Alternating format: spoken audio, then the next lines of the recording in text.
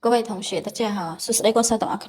今天呢，我们还是正常上课的，这能យើងរៀនធម្មតា OK ចឹងយើងចូលទៅមើលមេរៀនយើងតែម្ដងដើម្បីកុំឲ្យខាតពេលយូរអញ្ចឹងពាក្យទី1សម្រាប់ថ្ងៃនេះគឺយើងបានពាក្យថាកម្មករស៊ីខែកម្មករស៊ីខែមានន័យថាគិតប្រាក់ខែជាខែណាមានន័យថាគាត់បើកប្រាក់ខែមួយខែចឹងទៅកម្មករស៊ីខែណា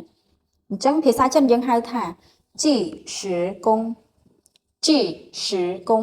时工មានន័យថាកម្មករស៊ីខែ